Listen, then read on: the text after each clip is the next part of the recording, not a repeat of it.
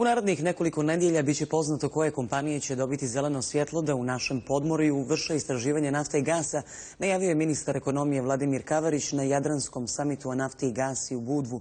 Ministar je odbacio navode da će istraživanje uništiti životnu sredinu, kao i da se projekat vrši netransparentno, kako se moglo čuti sa protesta protivnika istraživanja nafte i gasa održanog ispred hotela Splendid.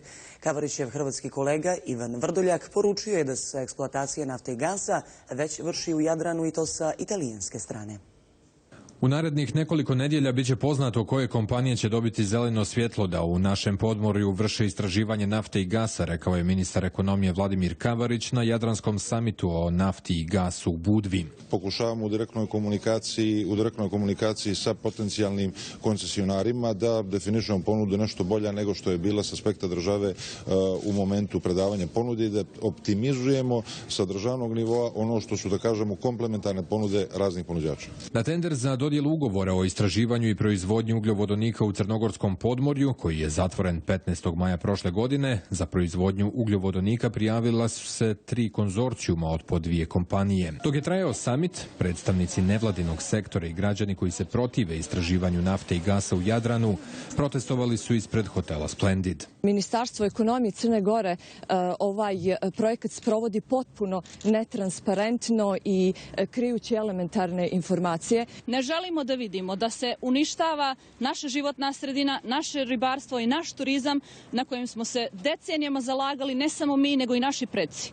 Ne želimo da se uništi ideja ekološke države Crne Gore i želimo da nam se omogući zakonom, odnosno ustavom zagarantovana kategorija iz člana 23, a to je pravo na zdravu i zaštićenu životnu sredinu. Kavarić odbacuje takve navode. S optužbama, ukoliko one stvarno postoje, se duboko ne slažem, jer mislim da je ovo proces u svakoj demokratskoj državi. Ovi procesi se sprovode kroz parlamente i kroz vlade. Ovo je proces koji teče i upoznat je jako dobro, javnost je jako dobro upoznata. Pored toga, parlament je donosio sve odluke počev od zakona i parlament će da završi ovaj proces finalnom odlukom parlamentarne većine s ovog aspekta, tako da je to nešto što je u demokratskim državama etalon transparentnog ponašanja. Hrvatski ministar Ivan Vrdoljak kaže da je eksploatacija nafte i gasa već prisutna u Jadranskom moru sa italijanske strane gdje ima 130 bušotina. On ne shvata ideju o referendumu zbog istraživanja nafte i gasa i kaže da iza svega stoje uvozni lobiji koji su, kako dodaje, veća opasnost po ekologiju Jadrana.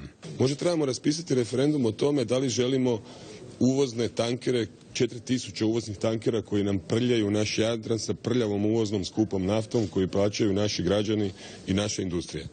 Ajmo napraviti referendum da li trebamo te tankere ili da ih zaustavimo, takve prljave koji dolaze i ispuštaju balansne vode na ulazu u Jadran, a sa svojom kontroliranom proizvodnjom nadomjestimo to i dobijamo jeftinije energente. On dodaje i da se jedine bušotine koje trenutno postoje u Hrvatskoj nalaze pored najrazvijenijeg turističkog regiona, Istre. To znači kompatibilnost, kao što vidite, turizma i ovog biznisa je potpuna. Kompatibilnost turizma, ekologije i uvoznog lobija ne bi trebala biti kompatibilna i protiv toga sam. U Hrvatskoj bušotine ne mogu biti bliže od 10 km od obale, odnosno 6 od ostrva.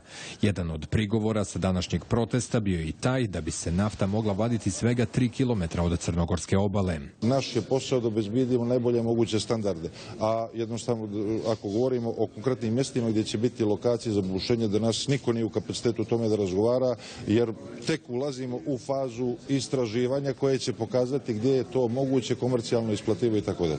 U Crnogorskom podmorju istraživanja će se vršiti na prostoru od 3000 km2 podijeljenih u 13 blokova. Konačnu odluku o dodjeli koncesija donijet će Skupština.